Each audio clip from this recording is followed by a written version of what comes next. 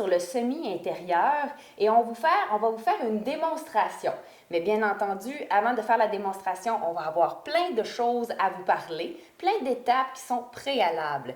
Et pour m'accompagner dans cette démonstration-là, on est venu visiter l'entreprise Croque Paysage, qui est une jardinerie qui est située à Val-David, 100% en ligne. Une jardinerie qui se dédie à cultiver des plantes et à faire des aménagements comestibles. Donc, j'ai l'honneur d'être en présence de Claudine Gascon, qui est maintenant sa propriétaire depuis 15 ans. Bravo, Claudine. Merci, Annick. Oui. Comment vas-tu? Ça va très bien. C'est le printemps, grosse saison pour toi. Oui, la chambre des semis commence à être presque pleine et on est content, Parle-nous un petit peu, j'ai envie d'apprendre un peu plus Croque Paysage. C'est quoi ta mission? Oui, bien, la mission de Croque Paysage, c'est d'inspirer et de faciliter l'accès vers l'autonomie alimentaire. Et la vision, c'est vraiment que tous puissent se connecter à la nature et au pouvoir de faire pousser sa propre nourriture. Donc, on a différents produits et services. On est d'abord des conceptrices d'aménagement paysager comestible. Donc, on peut vraiment transformer un terrain complet avec des plantes où toutes les plantes, dans le fond, peuvent se manger. Donc, c'est des aménagements à la fois esthétiques, fonctionnels. Hein, c'est vraiment des espaces de vie extérieurs qu'on crée. Mais dans les plates-bandes, il n'y a que des plantes comestibles.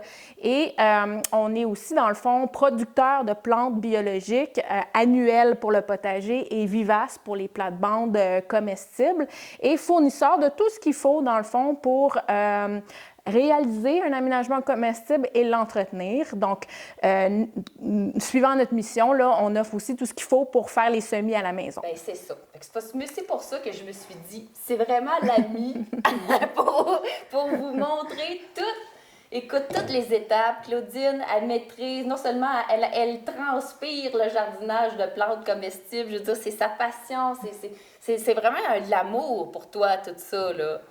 Oui, bien, je dirais que pour moi, c'est plus de la logique même, tu sais. Je pense qu'on a tous un petit fermier qui sommeille en nous, puis on mange tous, puis c'est la meilleure façon, dans le fond, de s'alimenter de manière biologique, locale, et aussi d'être à l'extérieur, de prendre, tu sais, de la vitamine D, de s'activer, d'être dans le moment présent. Donc, au niveau du bien-être personnel, puis au niveau de l'écologie aussi. Bien là, j'ai mentionné tout à l'heure que tu étais une jardinerie en ligne. Ça, c'est particulier. Dans le fond, moi, je m'en vais sur ton site Internet. Là, j'ai accès à ton catalogue de produits.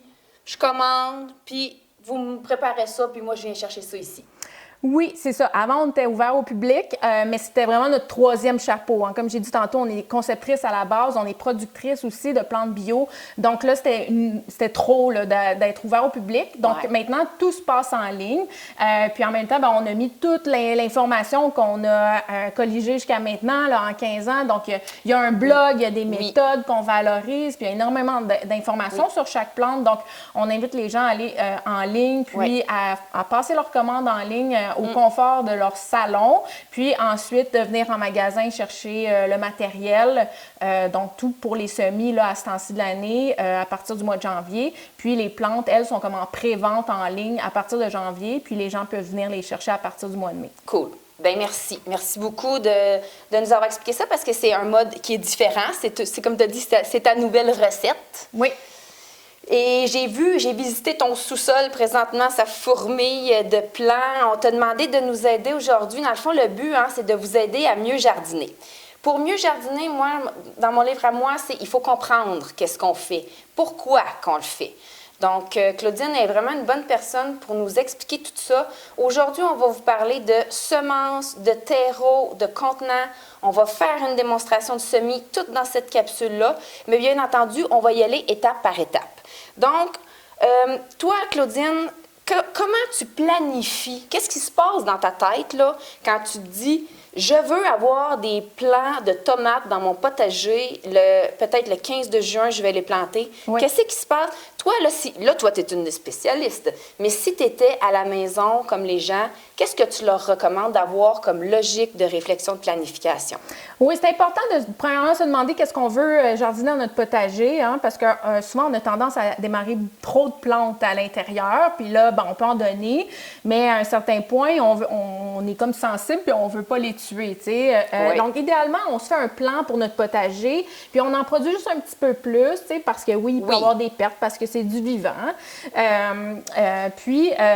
Donc, le bon outil à avoir entre les mains, c'est un calendrier de semis. Si vous allez sur croquepaysage.com, vous allez voir notre calendrier de semis là, qui est disponible, qui est gratuit en ligne, parce que chaque plante potagère a un moment, ou en tout cas une fenêtre de temps où on peut la démarrer à l'intérieur selon où on est au Québec aussi. Hein, effectivement. parce que les gens qui sont à Montréal pourraient tout semer directement, là, prendre une semence, la semer directement dans leur potager parce qu'ils ont 2 mois de plus de culture que nous. Mais nous, dans les Laurentides, si on veut avoir des récoltes, il y a quand même plusieurs plantes potagères qui est préférable de démarrer à l'intérieur. Donc, quand on regarde le calendrier de semis, ça va être écrit s'il faut le semer à l'intérieur, si on peut le semer à l'extérieur, quand est-ce qu'on doit le faire.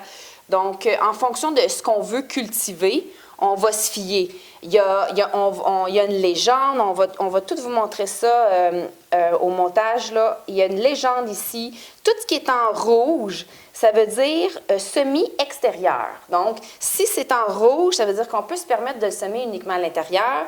Puis, si c'est en bleu, il faut absolument faire un semis à l'intérieur. Donc, on se fie premièrement à ça. Oui. Et à partir de ça, on calcule le nombre de semaines, hein? Oui, c'est ça. Sur l'outil du calendrier de semis, il y a une légende, puis c'est écrit que, par exemple, la case est en rouge. Ça veut dire on doit faire le semis, on peut faire le semis à l'extérieur, hein? Doit, peut. C'est plus quand on parle des semis intérieurs, qui sont les cases en bleu, semis intérieurs. Là, c'est particulièrement important de respecter ça. Parce que s'il faut faire un semis à l'intérieur, ça veut dire que la plante, hein, Claudine, elle n'aura pas nécessairement le temps de créer sa croissance, créer sa fleur, créer son fruit dans une saison de temporalité comme dans les Laurentides. Oui, il y a des plantes qu'on peut autant semer à l'extérieur qu'à l'intérieur. Celles qui ont vraiment que des carrés bleus sont celles qu'il faut absolument partir à l'intérieur si on va avoir des récoltes dans les Laurentides. Puis ça, c'est tous les légumes fruits. C'est les légumes, justement, qui ont besoin d'avoir une croissance végétative, ensuite une fleur, et là, la fleur se transforme en fruit. Donc, les aubergines, les piments, les poivrons, les tomates, c'est des légumes de chaleur qu'on ne peut pas semer à l'extérieur avant les derniers gels printaniers. Donc, dans les Laurentides, là, si on veut être conservateur, c'est plus vers la mi-juin qu'on va les planter à l'extérieur. Donc, si on veut être sûr de récolter, en fait, il faut vraiment les partir à l'intérieur. Et les calendriers de semis sont bien faits parce que c'est déjà calculé quand est-ce qu'il faut que tu le fasses. Puis celui-là, il est particulièrement adapté pour les Laurentides. Exact, oui. Super. Donc ça fait partie de la planification. On a dit, pensez à la quantité de plants que vous voulez. Par exemple, vous vous dites, moi, je voudrais avoir 5 plants de poivrons. OK. Prévoyez que vous allez avoir des pertes. Toi, tu sèmerais combien de semences, Claudine, pour avoir 5 plants de poivrons? On peut peut-être calculer un 10 de perte en général, parce que de toute façon, on va parler des semences, mais les semences n'ont jamais un taux de germination à 100 Oui, effectivement. Donc, c'est bon d'en semer toujours un petit peu plus. Donc, on en sème un petit peu plus. On sème de façon juste et raisonnée avec notre calendrier de semis, lequel est disponible sur ton site Internet. On va mettre la référence. Donc, ça, c'est un peu l'étape planification. Maintenant, on est rendu que là, on veut savoir qu'est-ce que j'achète comme semence, toi? Oui, bien, ce qui est important, c'est de valoriser des semences biologiques, le plus local possible, le plus produite au Québec possible. Nous, chez Croque Paysage, on valorise les 3 plus grands semenciers québécois qui produisent une bonne partie de leurs semences, puis aussi qui achètent de différents petits semenciers québécois, puis qui vendent sous leur bannière. C'est ça, parce qu'on s'entend qu'ils ne les font pas tous. Parfois, ils vont avoir des collaborateurs qui vont fournir certaines semences, puis eux s'assurent de la qualité de la semence. Exact. Donc, ils mettent quand même leur nom là-dessus, donc c'est important. Donc, idéalement, on veut avoir des semences biologiques, locales, puis on veut des semences aussi, idéalement, en pollinisation libre. C'est des semences, dans le fond, qu'on va pouvoir, si on veut, reproduire par nous-mêmes à la maison pour produire nous-mêmes nos semences.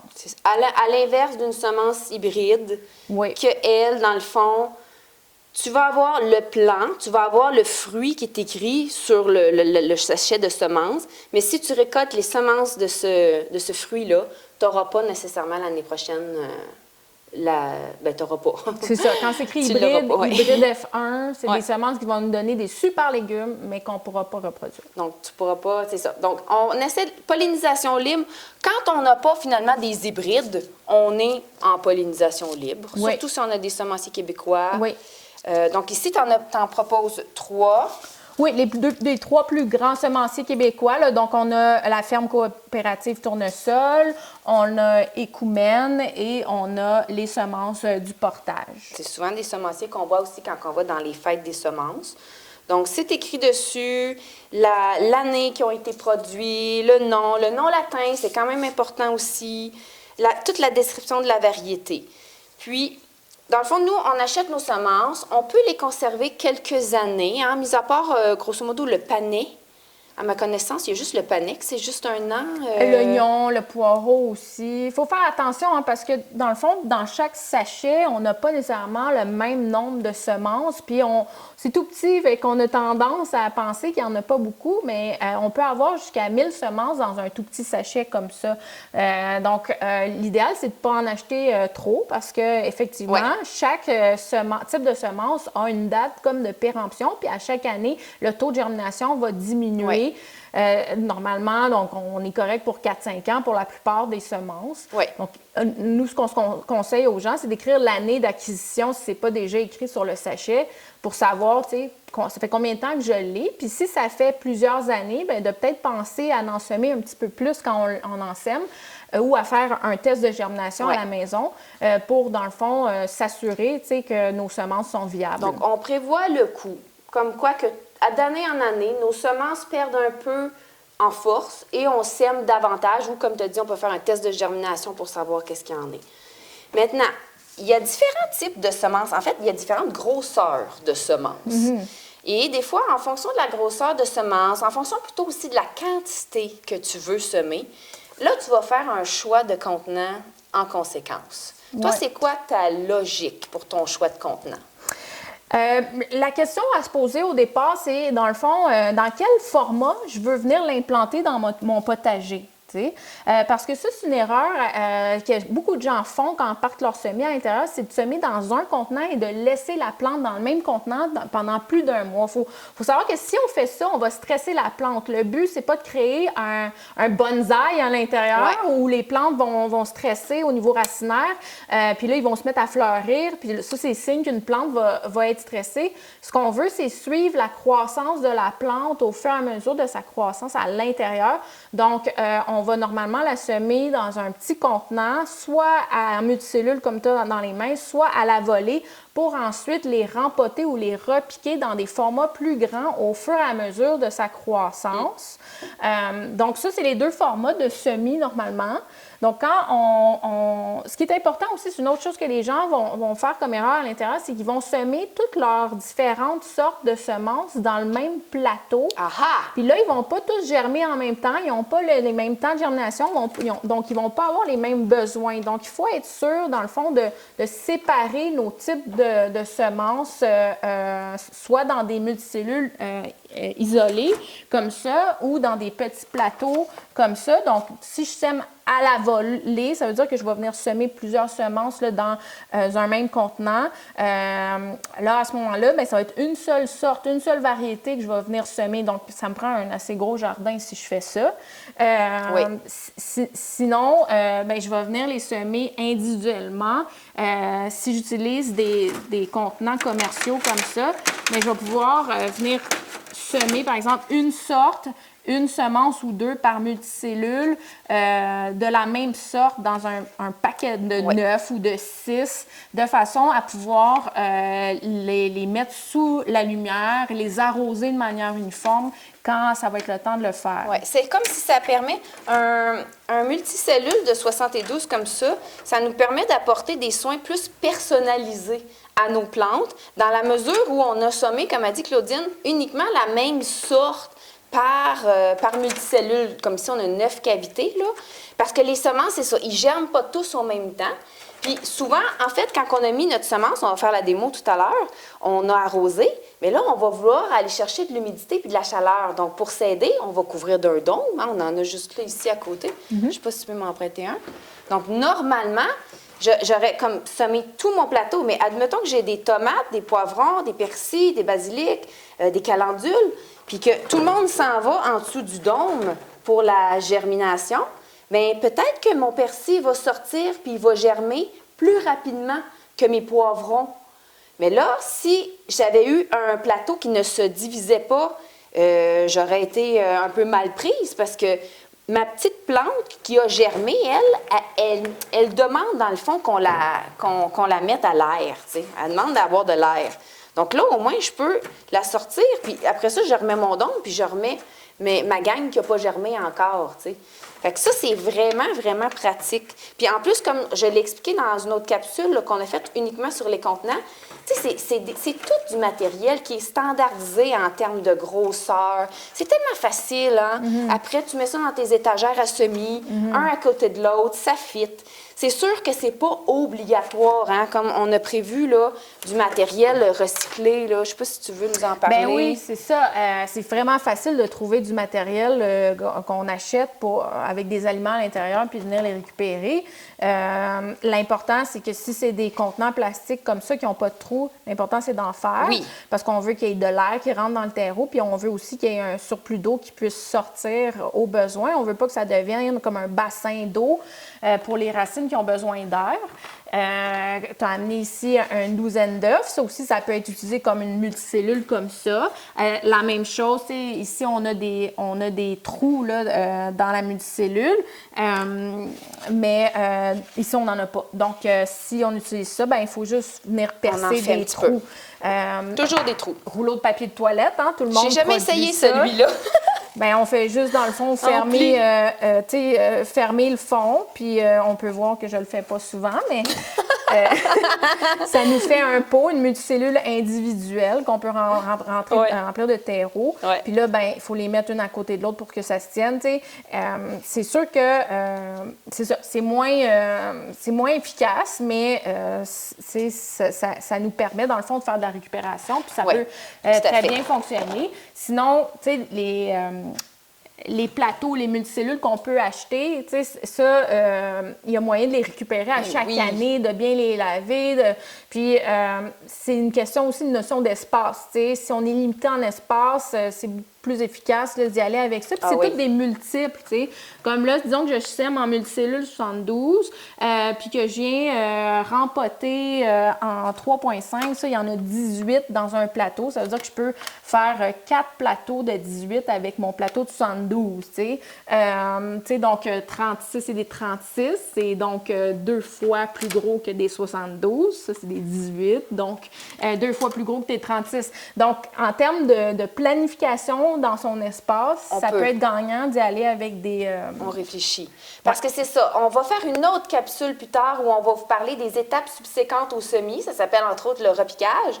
Et là, on va voir ensemble que ma petite plantule, là, une fois qu'elle a bien germé puis qu'elle a ses 2 vraies feuilles dans mon petit microcellule ici, là, je vais devoir la rempoter. Donc ça, là, c'est 4 fois plus de place que ça prend là, que celui-là. Fait que c'est vraiment important de réfléchir à calculer là, notre espace qu'on a à la maison. L'espace final. Faut pas avoir les yeux plus grands que la panse, comme on dit. Oui. Donc, règle générale, si on va venir semer là-dedans ou semer là-dedans, après, il faut se dire que notre petite plantule, elle va passer peut-être 3 à 4 semaines dans chaque format, puis elle va devoir être rempotée dans plus gros. Nous, normalement, disons qu'on sème là-dedans, bien, on va venir rempoter là-dedans. Puis ça peut être mon format final de transplantation au jardin si je veux, mais je peux vouloir peut-être la transplanter au jardin rendue dans ce format-là. Donc, il faut que je pense qu'elle va passer un autre, un 3 à 4 semaines là-dedans, un autre 3 à 4 semaines là-dedans. Donc, je prends mon calendrier de semis. Je sais que, par exemple, ma tomate, c'est à partir de la mi-juin, je peux la planter dans mon jardin. Bien là, puis je veux la planter là-dedans. Ça veut dire que je dois retrancher, donc, 4 semaines. Donc, mi-juin à mi-avril. Il faut qu'elle soit là-dedans. Il faut qu'elle soit déjà rendue là-dedans. Donc, ça veut dire que, disons que je passe... mi-juin à mi-mai, 1 mois, 4 semaines. Ah oui, excuse, t'as Mi-juin Un mois, mois. 4 semaines. Il faut Ouais. qu'elle soit là-dedans. Avant ça, elle a peut-être été là-dedans Elle ou aurait là-dedans. pu être là-dedans ou là-dedans. Ouais. La tomate, ça pousse assez vite. tu sais. Fait que disons que je l'ai semée ou repiquée là-dedans. Si je l'ai semée là-dedans, ben un 4 semaines, donc un mois avant. Donc, c'est un peu les mathématiques qu'on doit faire C'est pour ça. savoir quand décider de semer à l'intérieur, puis en suivant aussi le calendrier de semis qui nous donne comme une fenêtre d'ouverture de semis à l'intérieur. Merveilleux. Moi, je me sens super satisfaite par rapport à ça. J'ai envie qu'on fasse la démo de semis, puis on va pouvoir continuer à parler là, de tout ça. Les terreaux, entre autres, on n'en a pas parlé, c'est super important. Merveilleux. On va parler maintenant spécifiquement du terreau. Qu'est-ce que tu as à nous proposer, Claudine? Oui, bien, ce qu'on veut valoriser, c'est un terreau encore là biologique, hein, idéalement fait au Québec, avec de la mousse de tourbe de culture responsable. Normalement, un bon terreau va contenir de la perlite, de la vermiculite. On a le terreau Mike ici de Premier Tech qui a même de la mycorhize à l'intérieur. Et le plus simple, c'est d'y aller avec un terreau dans lequel il y a déjà un 30 de matière organique à l'intérieur qui va être bon autant pour le semis que le repiquage, que le rempotage. Là, si on ne veut pas acheter des grosses quantités de terreau puis avoir à faire un mélange compost-terreau, on peut y aller simplement avec un terreau d'environ 30 litres comme ça, qui est facile à manipuler. Parfait. Puis ça, ici, c'est quoi la différence? Si on veut y aller avec un terreau de plus grosse dimension, parce qu'on a beaucoup de rempotage à faire, on veut rempoter aussi nos plantes d'intérieur, on veut se créer des potagers en pot, on veut faire des pousses, des micro-salades à l'intérieur, mais là, ça peut être intéressant, plus économique en tout cas, Ouais. de choisir un bloc de terreau comme ça, qui est compacté. Donc, une fois décompacté, il va contenir 220 litres, alors qu'un petit sac comme ça, c'est à peu près 25 à 30 litres. OK, presque 10 fois. Oui, ça peut valoir la peine. Nous, on valorise un terreau dans lequel il n'y a pas de compost à l'intérieur au préalable. Il y a tout le reste, mais ça fait en sorte que si on ne l'utilise pas au complet cette année, bien, il va être encore bon l'année prochaine. Puis, on va venir rajouter le compost selon le besoin, selon qu'est-ce qu'on a à faire. De la plante, très important, selon le besoin de la plante. C'est ça. Mais là, ça demande plus de manipulation. C'est des blocs qui sont Ouais. plus lourds. Donc, il faut s'organiser différemment à la maison pour pouvoir faire notre mélange. Parfait. Aujourd'hui, on va y aller plus facile. Oui, excuse-moi, le compost. Oui. Donc, normalement, nos blocs comme ça ne vont pas contenir le 30 de compost qu'on a besoin pour l'étape repiquage, rempotage. Donc, il va falloir aussi acheter un compost. Nous, on valorise un compost québécois Bionic, qui est vraiment un super bon compost, là, qui est un bon Québécois. compost. Bien, il y a une bonne humidité, le sac est lourd. Ouais. Puis, à ce moment-là, ben, on va venir le mélanger à sec dans notre terreau. On veut vraiment un mélange qui est homogène avant de l'humecter. Merveilleux. On va faire la démo justement d'humectage du terreau. Je peux ouvrir celui-là, hein, Claudine, ici? Oui. Donc, quand vous allez faire vos semis à la maison, ne faites pas votre semis dans un terreau qui est sec. Pourquoi? Pourquoi? Parce que dans le fond, le terreau sec va avoir tendance à pas du tout absorber l'eau quand on va arroser. Dans le fond, on va le voir, là, on va arroser, puis il va comme avoir un ruisseau qui va se créer, un lac qui va se créer en surface de notre terreau. Il peut y avoir un petit peu de motte à l'intérieur. On les défait le plus Ouais. possible. Ouais. On a quand même un gros bac aujourd'hui. Vous n'êtes pas obligé d'en avoir un gros comme ça à la maison. Là. Des fois, un format genre bac à vaisselle là, peut être amplement suffisant. Ça dépend de la quantité de microcellules que vous avez à remplir, bien entendu. C'est ça. On peut aussi le faire dans notre évier si on utilise un petit sac comme ça. Bon, on en met une certaine quantité. J'en mettrai pas Mais trop. tu peux Hein? le mettre au complet si tu veux. Ça va être fait. OK. Fait que je le mets au complet. Puis là, on va donc, c'est ça, préhumidifier. C'est super important. Oui. Première étape, c'est comme tu l'as dit, il y a des motons. Fait que, il faut démotonner notre terreau. Des fois, il y en a plus que d'autres. Des fois, le terreau est plus sec que d'autres fois. Donc, il faut vraiment bien prendre le temps de le faire. Parce qu'une racine qui va rencontrer un moton comme ça va avoir de la difficulté à le coloniser. Ou une petite semence qui essaye de germer, qui ne pourra pas sortir. Là. Exactement. Donc, puis aussi, on en a déjà parlé dans le terreau, la capsule sur les terreaux, mais je le rappelle que les particules blanches, présentement, c'est de la matière volcanique, c'est de la roche volcanique qu'on appelle de la perlite, puis c'est de source naturelle. Donc, ça, c'est quand même important. Ça va apporter du drainage dans votre terreau. C'est vraiment un beau terreau. Oui, le terreau, c'est ça. C'est un parfait mélange entre bon drainage et bonne rétention d'eau pour, dans le fond, que nos semis puissent rester humides assez longtemps, mais qui ne pourrissent pas non plus. Mais on veut de l'aération. C'est ça, on veut un équilibre. Donc, on achète, c'est ça, un terreau de qualité, c'est quand même important. On achète ça dans une jardinerie spécialisée. Ensuite de ça, bien, c'est ça. Il va falloir rajouter une certaine quantité d'eau, mais pas trop. Oui, il faut faire attention, il faut y aller en étapes parce qu'on ne veut pas détremper notre terreau. On veut qu'il soit comme humecté. On va faire un petit test d'humidité pour vous montrer c'est quoi idéalement l'humidité qu'on veut dans le terreau. Donc, on peut utiliser une arrosoir comme ça à bec inversé. Ça, c'est parfait pour arroser notre semis parce que ça fait une petite pluie, mais quand on veut arroser notre terreau, on peut juste enlever l'embout de même, puis venir mettre de l'eau. Ouais. Pour l'instant, il n'y a pas de semences. T'sais, tout ce qu'on cherche, dans le fond, c'est à... Ah ouais, j'ai une bonne idée, la petite Moi, j'aime beaucoup la petite pelle ouais. parce qu'elle est cute, mais aussi parce qu'elle fait bien le travail.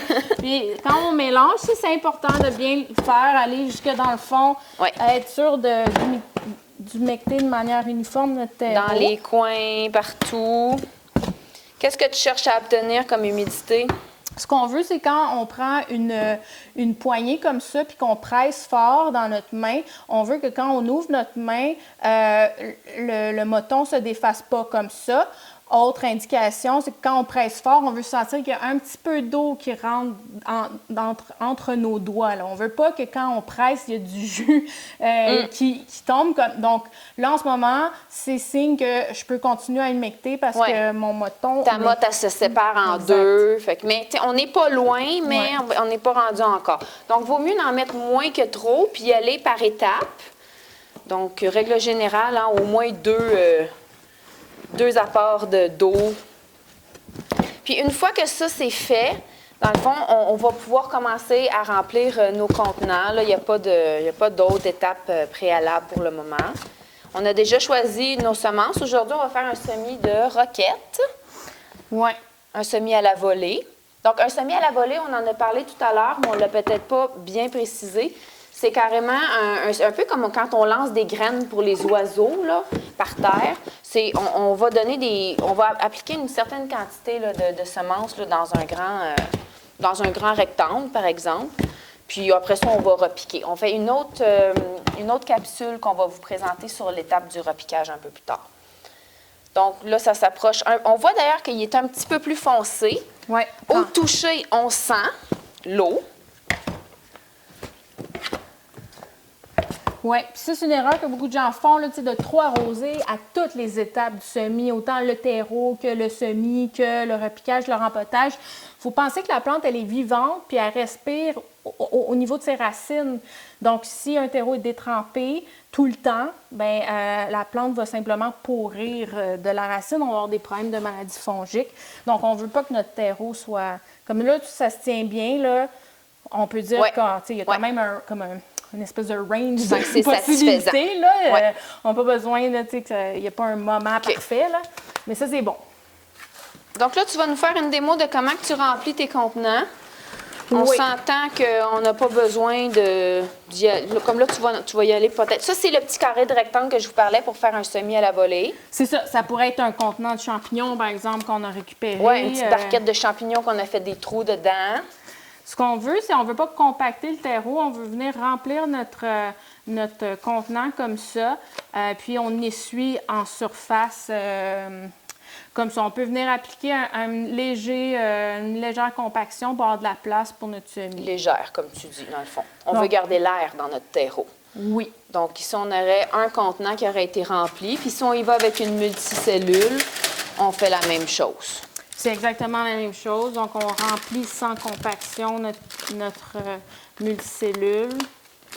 On vient essuyer la surface, puis on peut venir un petit peu légèrement compacter comme ça, puis on est prêt pour notre semis. On pourrait peut-être mettre le couvercle sur le dessus pour s'installer. Puis ensuite, je vais te laisser sortir les semences. Là, dans le fond, aujourd'hui, on avait envie de vous faire 2 démonstrations. une démonstration de semences à la volée, une démonstration de semences de façon plus minutieuse, on va dire, dans un multicellule. La seule chose, ça va nous prendre du terreau pour les recouvrir. Ah, OK. Fait que je vais juste en mettre là-dedans, OK? OK. On va juste reprendre. Ouais. Ah, je vais pas penser à ça, le téléphone. On va vous faire 2 démonstrations de semis aujourd'hui. Un qui va être à la volée et un qui va être un semis plus de précision. Donc, qu'est-ce que tu as choisi comme semence? J'ai choisi de la roquette ici et de la tomate Red Robin, qui est une tomate miniature. Une petite tomate, on va voir s'il te plaît. Donc, tout petit tomate, trop cute, une petite tomate bonbon, genre. Donc, comment tu procèdes, Claudine? Bien, premièrement, on ouvre notre sachet. Puis, on fait attention, pas tout semer. Oui. Hein, parce que, comme par exemple, là-dedans, là, j'ai 100 semences de roquette. Oui. C'est sûr que la roquette, on pourrait la semer, tu sais, plus en pouce ou en micro-salade. Mais là, on veut plus la semer individuelle au final. Tu sais, on veut que ça devienne un plant mature dans notre jardin. Bon. Ah oui, explique-nous, dans le fond, ça, c'est quand même important. Toi, aujourd'hui, tu vas le semer à la volée dans ta barquette, OK? Ouais. Mais tu vas la repiquer. Exact. J'ai un exemple ici là, d'une multicellule exactement comme ça, dans laquelle on a semé une 50aine de roquettes. Là, elles viennent de germer, puis elles cherchent la lumière, puis on va les mettre sous l'éclairage artificiel. Ouais. Mais voilà, c'est vraiment ça. Dans le fond, on les sème en gang à la volée. Donc, c'est pas un semis vraiment de précision où on y va en rang à distance égale. On peut le faire si on a du temps, mais c'est pas nécessaire. C'est pas nécessaire. Parce qu'ensuite, on va venir les... Une par une. On va vous faire une démonstration. Ouais, c'est ça. Ouais. Donc, je veux mettre un maximum de 50 semences dans un format comme ça. OK. Mais là, si je veux pas manger 50 roquettes, je vais pas venir en semer 50, là. Oui. Toi, tu vas le faire parce que tu as des besoins peut-être un petit peu plus grands, puis nous, on réfléchit un peu mieux à nos besoins, là. Le fait est que tu as pris le temps de les mettre dans ta main parce que tu veux t'assurer de ne pas en mettre trop. Oui, puis je veux quand même, tu sais, je vais pas y aller une par une, mais je veux essayer d'avoir un semis quand même uniforme, tu sais, pour que les plantes aillent chercher des ressources dans le sol un petit peu partout en germant. Fait qu'on voit que tu les disposes quand même assez bien, là. Comme tu dis, tu veux t'assurer qu'il y ait de l'espace, là. Oui, le plus possible. Donc, un semis à la volée et tu vas recouvrir. Oui, toujours un semis, que ce soit à l'intérieur ou à l'extérieur. On veut recouvrir la semence d'au moins 2 fois son épaisseur en terreau pour venir l'englober de terreau. Ensuite, on va arroser. Ça va faire en sorte qu'elle va bien absorber l'eau pour démarrer sa germination. Donc, bon, là, on est à l'échelle... ce qu'on veut, c'est être sûr, dans le fond, qu'on a une granulométrie fine. Là. On ne veut pas avoir de motons de terre ou des fois, il y a des... Comme celle-là, par exemple. On ne la veut pas, celle-là, sur le dessus du terreau. C'est ça. Puis des fois, on a des bouts de bois dans le terreau. Qu'est-ce qui arrive s'il y a un bout de bois sur une toute petite semence? Bien, avoir de la difficulté à germer. Tu sais, à l'échelle commerciale, on utilise des tamis, pour venir...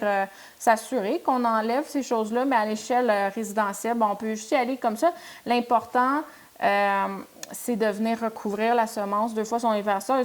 On ne veut pas la recouvrir trop parce que la semence, elle utilise ses réserves qu'elle a à l'intérieur pour germer. Si elle est trop profonde, elle va manquer d'oxygène, elle va manquer de ressources pour venir percer le terreau. Donc, ce que je veux, c'est ne plus la voir visiblement quand j'ai semé, puis je viens juste comme accoter un petit peu ma main comme ça pour exercer un poids sur le terreau pour venir bien englober la semence de terreau. Puis mon semis est terminé, il me reste juste à arroser. Parfait, on va le faire après. Ici, tu as choisi un multicellule de 6 et donc tu vas faire un choix de semences en conséquence. C'est ça. Là, c'est des semences qui sont neuves de cette année. Donc, mais on le sait, normalement, on a toujours un taux de germination sur un sachet de semences, puis il n'est jamais de 100 %.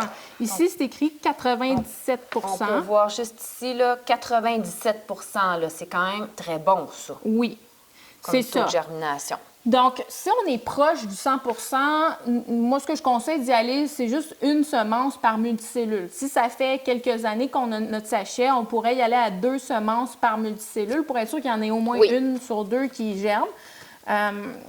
s'il y en a 2 qui germent, ben, il faut venir en enlever 1 sur 2. Donc, il faut se préparer mentalement si on est sensible. Donc, vu que tu en mets juste une, 97 tu la mets au centre, mais si tu en avais mis 2, j'imagine que tu les aurais mis aux extrémités, hein? Moi, j'ai tendance à les semer ensemble parce que de toute façon, je vais en venir en couper 1 sur 2. Mais si je voulais la repiquer, ça peut être ça aussi. On les sème pas nécessairement côte à côte. Comme ça, s'il y en a 2 qui germent, ben là, on va être capable de venir les séparer. Bien les séparer. Si on veut les repiquer. Là, on les a semés de manière à pouvoir les rempoter plus tard, mais on pourrait, s'il y en a plus qu'une, on pourrait décider de venir les séparer. Puis là, c'est du repiquage qu'on va faire. Et là, Là, tu viens de faire une petite technique différente. C'est intéressant ce que tu as fait. Donc, elle a une semence, elle est beaucoup plus grosse. Là, dans le fond, c'est toujours ça la règle, c'est 2 fois l'épaisseur de la semence. Donc, un petit pois, c'est plus gros qu'une semence de brocoli. Donc, je vais venir en mettre un peu plus par-dessus. Mais c'est juste ça la règle. Donc, là, moi, je suis là à l'échelle individuelle. Je fais juste comme je l'ai tapoté dans le fond, puis j'ai mis 2 fois son épaisseur. Sinon, je peux venir ici avec du terreau en surface. Mais vraiment, ce qui est important, puis c'est une erreur qu'on fait beaucoup, c'est de la mettre trop profonde. On va, même dans le potager, on va utiliser notre doigt, on va faire un trou à 1-2 pouces de profondeur, puis on va venir semer. Puis après, on se demande pourquoi ça ne germe pas. Oui, ben, c'est à cause que, dans le fond, elle est trop profonde. Oui, puis là, ben, la dernière étape, dans le fond, ce serait d'arroser. Oui. Tu as dit tout à l'heure qu'il fallait faire attention, parce que dans le fond, qu'est-ce qu'il faut savoir, c'est que la semence, on ne veut pas qu'elle aille se déposer plus profondément que ce qu'on vient de la semer. On ne veut pas qu'elle bouge. Donc, l'erreur, ce serait d'y aller avec un jet trop dru, qui la ferait peut-être aller trop en profondeur. Donc, on s'ajuste avec soit un vaporisateur ou, comme tu as dit, toi, ton embout, tu as inversé. Oui, là c'est une grosse arrosoir à bec inversé. Normalement, on irait avec une plus petite, mais ça va fonctionner quand même. On peut y aller avec un vaporisateur, comme tu as dit, à cette étape-là, mais après, il faut vraiment arroser autrement qu'avec un vaporisateur. Ça ne serait pas suffisant. C'est ça, parce qu'à cette étape-là, on n'a pas de racines, donc c'est vraiment juste la surface. C'est comme maximum la moitié du terreau qu'on veut venir humecter, parce que c'est la semence qu'on veut qui absorbe de l'eau. Puis ensuite, la petite tige va sortir du sol. Avant la tige, ça va être la racine. À partir du moment où ça sort du sol, là, on va vouloir arroser en profondeur. Okay. Mais à cette étape-ci, on veut vraiment juste arroser en surface. Là, c'est pas idéal, mais on va y aller comme ça. Et c'est tout. J'ai arrosé mon semis. Et à partir de maintenant, là, la semence va se réveiller. Oui, tranquillement, on va lui donner de l'humidité. Je pense qu'on va aller voir ta chambre à semis bientôt. D'accord. Merci. On va faire une autre capsule où on va vous expliquer quelles sont les étapes subséquentes au semis. Ça va être pas mal important. Merci, Claudine.